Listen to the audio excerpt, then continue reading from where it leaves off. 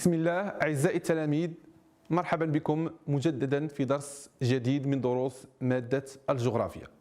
إذا درس اليوم سيكون بعنوان ملف حول كارثة بيئية الاحتباس الحراري. إذا ترتيب الدرس هو الدرس الثالث في إطار دروس المجزوءة الثانية من دروس الجغرافيا جذع مشترك علوم. إذا فيما يخص هذا الدرس لدينا مجموعة من الأهداف التعلم المطلوب منا إنجازها. إذا أول هدف تحديد مفهوم ظاهرة الاحتباس الحراري وميكانيزماته، إدراك الأضرار الناتجة عن ظاهرة الاحتباس الحراري، ثم اكتشاف الجهود المبذولة للحد من ظاهرة الاحتباس الحراري. نعم، إذا لتحقيق هذه الأهداف دائما سنستعين بمجموعة من الوثائق والدعامات الديداكتيكية التي تفيدنا في بناء التعلمات. إذا تقديم إشكالي سنستعين وثيقتين، صورة ونص. إذا النص: لقد شهد العالم في السنوات الأخيرة عددا من الحوادث الصناعية تجاوزت آثارها حدود المصانع ووحدات الإنتاج لتمتد إلى المجتمعات المحيطة بها ولتترك آثار بيئية خطيرة في هذه التجمعات البشرية، بل الأمر تعدى الدائرة المحلية وحدود الدولة المعنية ليمتد إلى دول أخرى وتجمعات بعيدة عن مكان الحادث الأصلي. إذا عزيزي التلميذ، إذا اقرأ الوثيقة ثم أجيب عن التساؤلات. حدد نوع الكارثة التي يطرق عليها النص، أمثلة عن نوع هذه الكوارث، ثم الأضرار المادية والبشرية المترتبة عن هذه الكوارث، ثم صورة صناعة كيميائية. إذا النص يتحدث عن كوارث بيئية، كوارث بيئية. إذا من أمثلتها هو التغير المناخي، التغيرات المناخية أو الاحتباس الحراري، وهو عنوان درس اليوم. إذا يمكن صياغة التقديم التالي: عرفت الأرض العديد من التغيرات المناخية التي استطاع العلماء إرجاع أسبابها إلى حدوث الكوارث الطبيعية التي تعرض لها سطح الأرض، إلا أن الزيادة المثيرة في درجات الحرارة على سطح الأرض أو سطح الكرة الأرضية خاصة خلال ال20 سنة الأخيرة لم يستطع العلماء إخضاعها لأسباب طبيعية، حيث كان للنشاط البشري خلال هذه الفترة أثر كبير في تفسير هذه الظاهرة التي تعرف بظاهرة الاحتباس الحراري. إذا تساؤلات: فما المقصود بظاهرة الاحتباس الحراري؟ وما الأضرار الناتجة عنها؟ وما هي الجهود المبذولة للحد من ظاهرة الاحتباس الحراري؟ إذا سنجيب على التساؤلات من خلال مقاطع الدرس. إذا المقطع الأول أو النشاط الأول: معرفة مفهوم ظاهرة الاحتباس الحراري وميكانيزماته. مفهوم ظاهرة الاحتباس الحراري سنستعين بوثيقة عبارة عن نص. إذا عزيزي التلميذ مطلوب منك قراءة النص. ما معنى ظاهرة الاحتباس الحراري؟ وأخيرا وبعد لئيم تمكن العلماء من تشخيص المشكل. دخل كوكب الأرض مرحلة تسخين مناخي سريع قد تؤدي إلى عواقب بالغة على الإنسانية جمعاء. تجزم كل التقارير العلمية في هذا الشأن بقضيتين مؤكدتين: أولاهما أن المناخ يسخن بسرعة لا تقدر التوازن الطبيعية على التكيف معها، وثانيهما أن الإنسان هو المسؤول عن هذه الظاهرة، ولتلافي ذلك يجب التأثير بعزم وصرامة على السلوكات الاقتصادية والاجتماعية، وهو الشيء الذي يفترض تعديل نماذج الإنتاج، النقل، التدفئة. فقد عرفت الأرض طوال تاريخها الجيولوجي تغيرات مناخية عميقة سببها قابلية الطبيعة للتحول، لكن أن تشهد الأرض مثل هذا الانقلاب وبإيقاعه المتواتر فلم يكن بالأمر الوارد. لقد تطلب تغيير حرارة الأرض ببضع درجات ألوف السنين، لكن المرة هذه يكفي قرن واحد لتصعد الحرارة من 1 درجة إلى 5 درجات حسب شدة ظاهرة الاحتباس الحراري. فإن ارتفعت الحرارة بدرجة واحدة ستحدث انزعاجات ولكن يمكن التحكم فيها، أما إذا ارتفعت ب5 درجات فستدشن الأرض عهد انقلابات ذات عواقب يصعب تخمينها.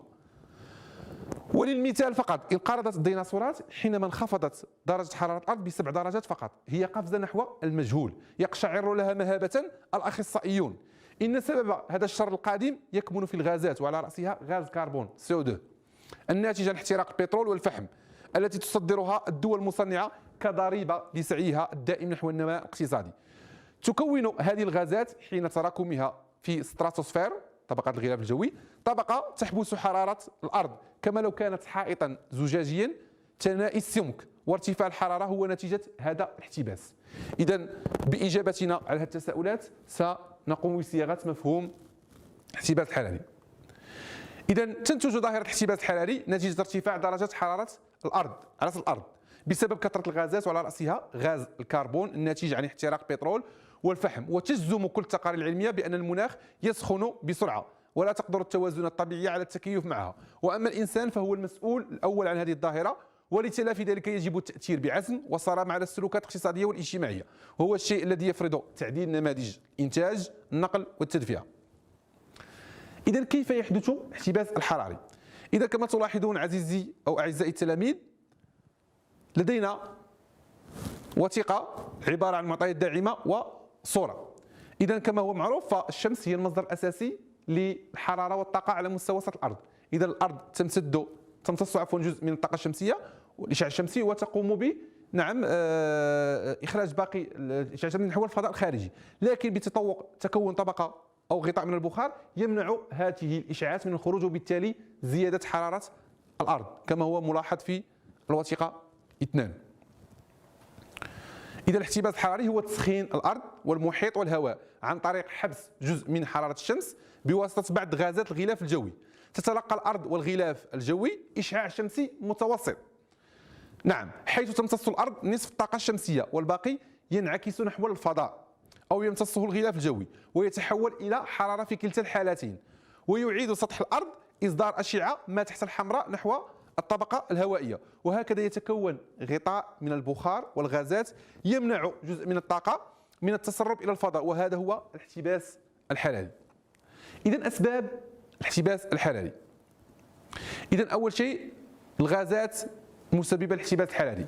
إذا كما تلاحظون لدينا وثيقة عبارة عن مبيان بالدائرة نسب الغازات، نعم، المسببة للاحتباس الحراري، حيث نجد ثاني أكسيد الكربون CO2، فلوروكربون، ثم أكسيد الأزوت، ثم الأوزون، ثم الميثان. إذا أجيب عن التساؤلات التالية: استخرج من بيان الغازات المساهمة في الاحتباس الحراري ونسبها إلى غير ذلك. إذا وثيقة أخرى عبارة عن نص توضح لنا مصادر كل غاز من هذه الغازات. نعم، استخرج من النص المصادر الأساسية للغازات الاحتباسية، صنف هذه المصادر حسب طبيعة الأنشطة البشرية.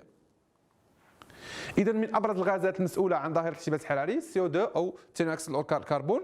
كما تلاحظون مبيان يوضح لنا مساهمة الدول في هذه الانبعاثات الغازية.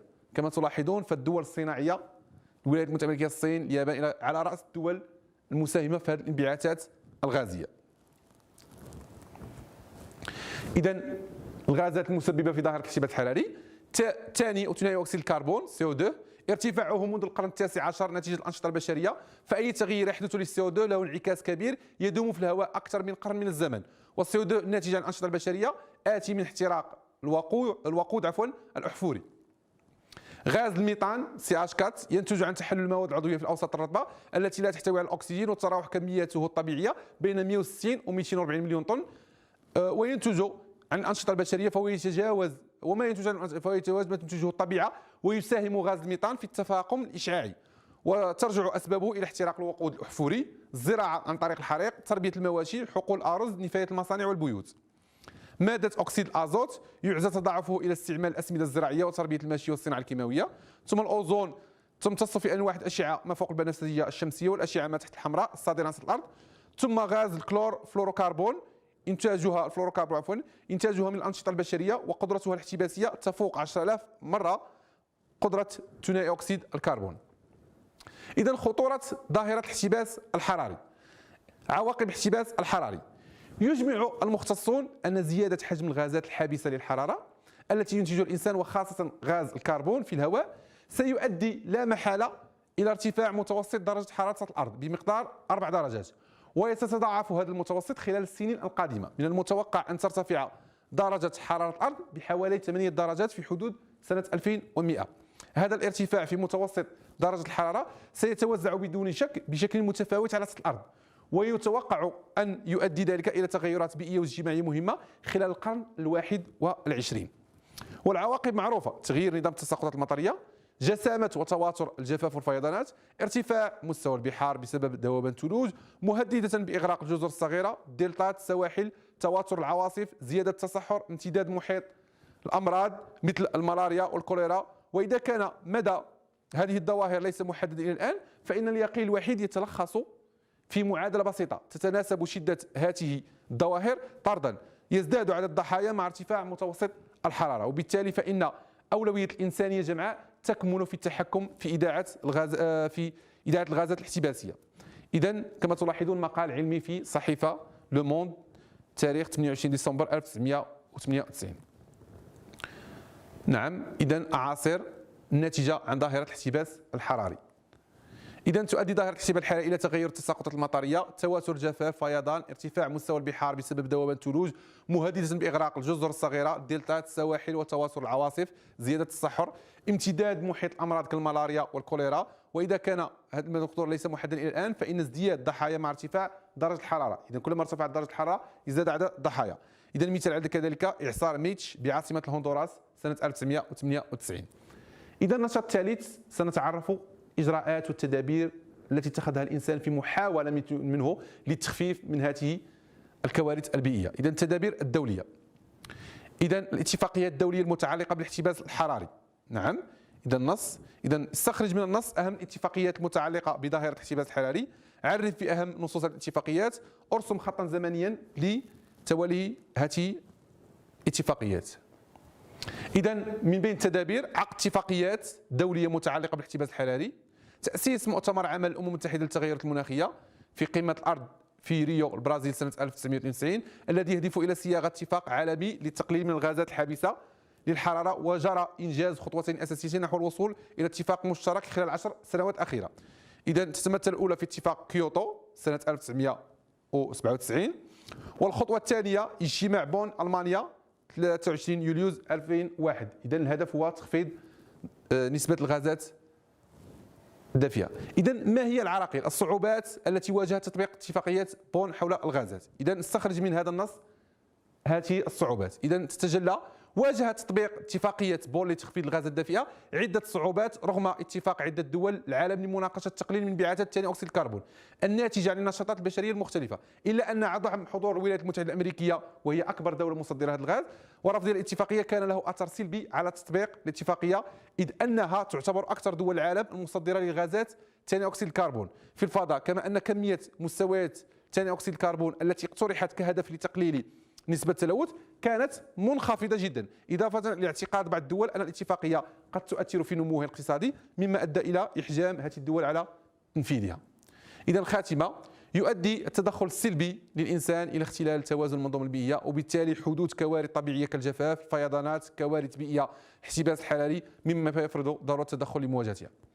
إذا ختاما عزيزي التلميذ، كتقويم إجمالي نطلب منك إنجاز ملف حول التدابير والإجراءات المتخذة من طرف الحكومة المغربية والدولة المغربية للمساهمة في التخفيف من انبعاثات الغازات المسببة للاحتباس الحراري والغازات الاحتباسية. وإلى اللقاء في حصة مقبلة.